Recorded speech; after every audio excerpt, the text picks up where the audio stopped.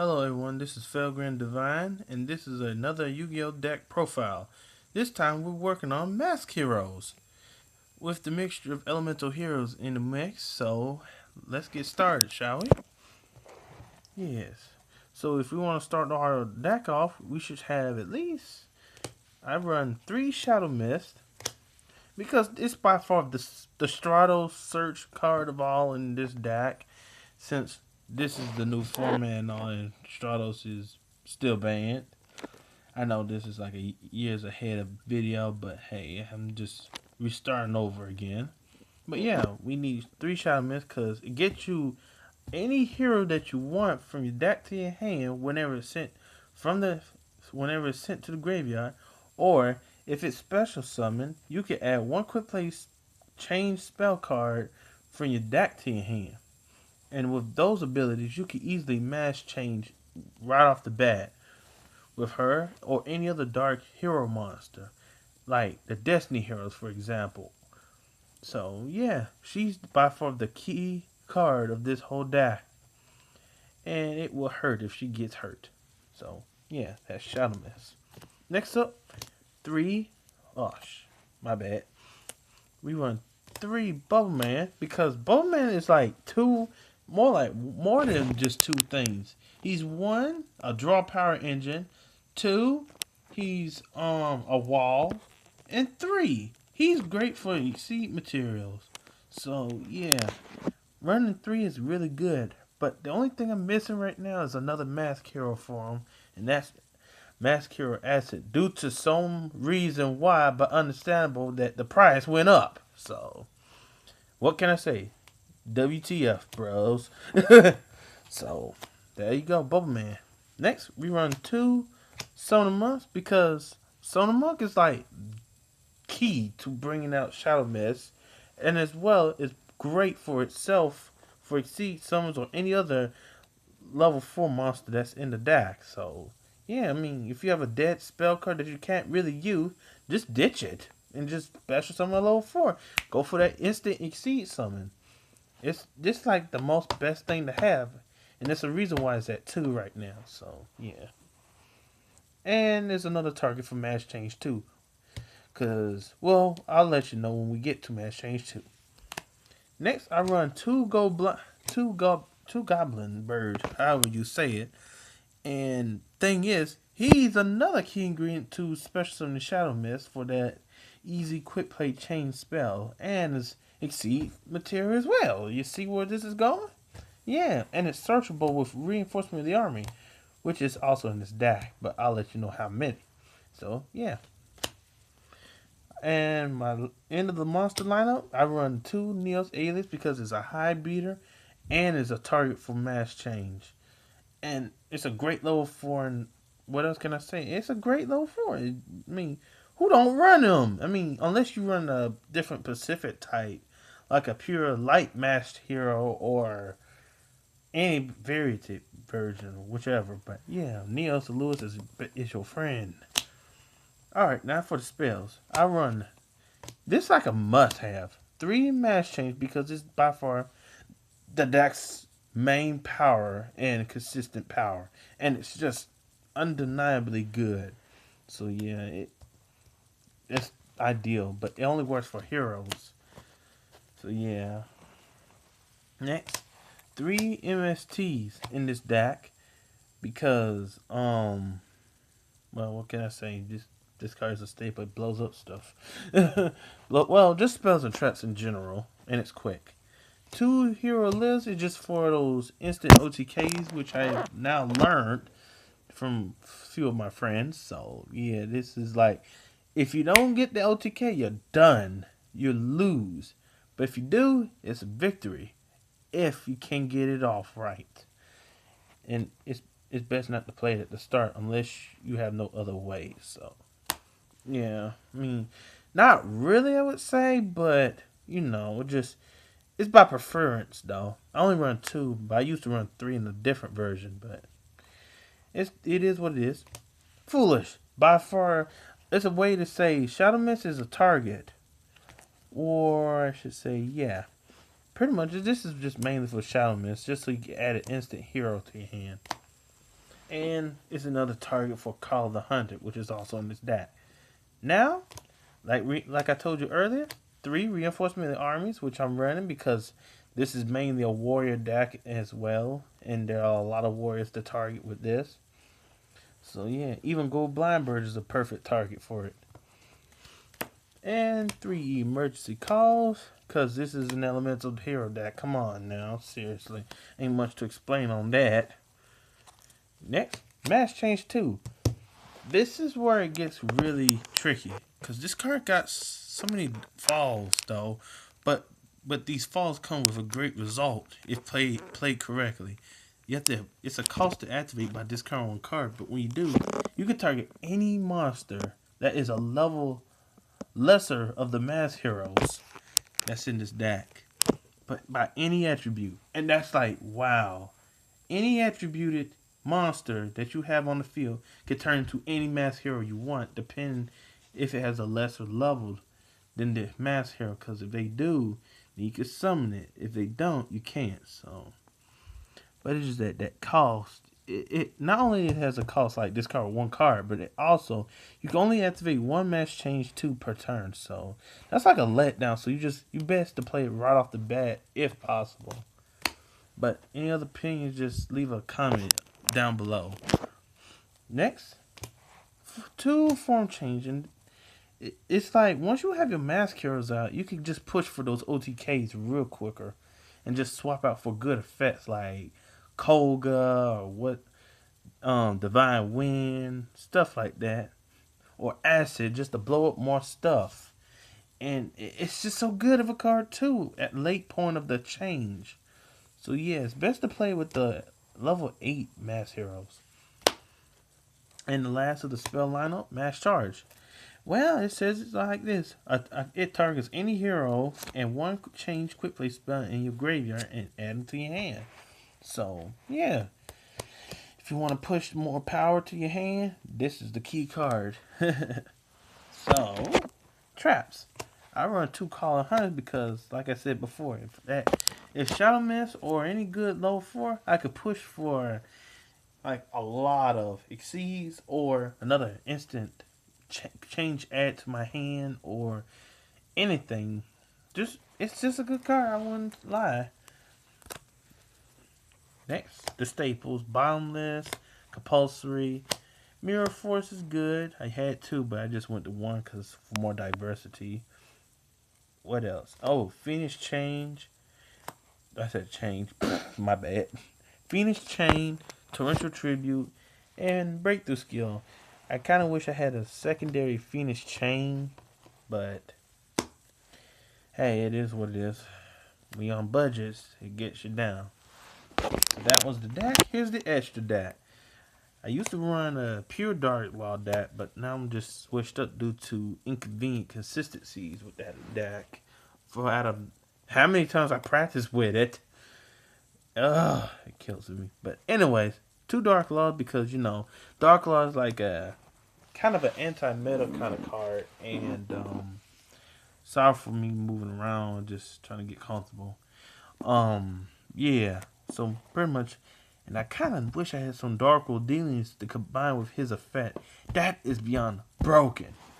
Just think if 3 of these dudes was on the field at the same time when you just play 1 Dark World dealing, your opponent loses their 4 cards in their hand because with 1 activates, they all activate. It's just so broken, and plus all that stuff get banished. I love it. And he's I would say half macrocosmos, but only towards the opponent. And that's just like, it's hate. That's hate right there. The only downside is he has 2,400 attack points, and he's a level 6 master hero. So you just can't go back and forth like you would do in other rank 8. I mean level 8s. I mean with the other mass heroes, but hey, there are other mass heroes that's level 6, but they're not in this deck. So yeah.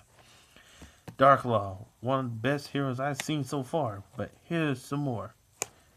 Mask Hero Den, another target using his ability to bring out Shadow Mist whenever it destroys a monster by battle and sends it to the graveyard. Tip: do not put him. It's the Diane. Don't put her with Dark Claw together because then you won't get the effect off. Yeah, because all their cards are going to get banished instead of getting sent to the graveyard. So, and she got nice attack, and it's just a good ability. Waiting for that last Mask Hero, I think. Mask Hero Anki, he's gonna make the deck painfully powerful. Next up, Divine Wind. His ability is just way overpowering. Like, locks your opponent to you only using one monster per attack. Second, if it destroys a monster as a battle, you and since it's the graveyard, you could draw one card. And thirdly, it cannot be destroyed by battle, which really just says you're stuck in a lock. You're just stuck in a lock when that time comes. And you just destroying stuff while you're going at it. And it has a great 2700 attack and is a level 8 Mask Hero. I mean, like, really? So no one's playing this card? Seriously, though? I mean, I can understand Avian just being level 3 and everything in the normal had no effect. But come on, you could go around that. Gotta give Dex a chance. Next up, I run 2 Kogas. And these are my last 2 Mask Heroes of this deck. Koga is another broken one because his attack gets powerful for every monster your opponent controls by 500 each. Second of all, if you were to banish a hero monster once per turn, you can select one monster on the field and that target's attack drops based on the monster's attack that you banish. I'm like, bruh, that is too much. Too much going on. He's too swole, and then you weaken down like pieces of chicken. Well, I don't want to say pieces of chicken, but you're just tearing them apart piece by piece. Like, and you in this, and I used this against a Blackwing deck. I just said no to all those Kalutes and Gales and all that. I'm like, nope, no OTK, nope. Once you put all that monster power into one attack, nope. And honest, it can somehow get around it, but if you can get around it, then it is no deal. Not for the Exceeds. I run Violent Decimation because this is like what I say, another way of counteracting those other decks. You know, like Quaffles and Quaffles mainly. What else? Any deck that based on the graveyard, and I just use their attributes and blow them up whenever it battles. But it requires 3 seed materials, so yeah, it's a great level 4 monster, and it's really easy to bring out if you plan on bringing it out early or mid or end. So yeah. Next, full-time I hate that name. It just sounds so tongue-twisty. Papilloparatolith. Or whatever the heck you say her name. I just say it the way it is. Full-time Papilloparative. Anyway, I like her ability, though. It makes it easier to break through those defenses. Detach and Exceed. Switch a defense monster to attack mode. And it loses 600 attack points. And it just makes highly tanky become useless. It just beat her right there. Now, tell me, why is this bad boy here? Because it is good, but I only wish it didn't have to take up 2 Exceed materials. Kind of a letdown the way I've seen in the anime where they only use 1, and he still do the same thing, but it requires 2. So yeah, but even with 2, he becomes overpowering for the remainder on the field. So it's just like, example, you cut a 5-headed dragon's attack from 25,000 to 25, and that 25 is added to Dark Rebellion Exceeds Dragon. And it stays permanently until he leaves the field. Tell me that ain't broken. But it's semi-confident, semi-broken, whatever the heck you say. But yeah, I like this card. It's just so much. And trust me, that money was so much that I'm about to cry. Not really, I'm just lying. Next up, Maestro of the Sympathy Dungeon.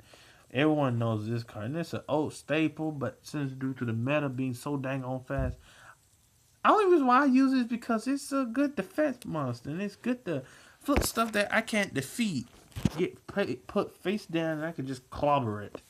And it's a good shield thanks to its ability to just protect itself since it is a Legion monster as well. So yeah, and it got nice defense. This little wolfie I just doggone obtained earlier this weekend, and it's Diamond Dire Wolf. I know it's like saying if you put Scrap Dragon together with its own self on the field, you have one thing on the field, and you can't do nothing. You just blow itself up, mainly. And Diamond Dire Wolf requires a Beast Warrior. Wait, is it? Hold up. Beast Warrior, or Wing Beast type monster you control, and one other card on the field. By targeting those two and detaching the Exceed Material, you can blow both targets. I mean, it's just a filler right now until I get me another Exceed I can use for. So, but who knows? This little filler might come handy for me.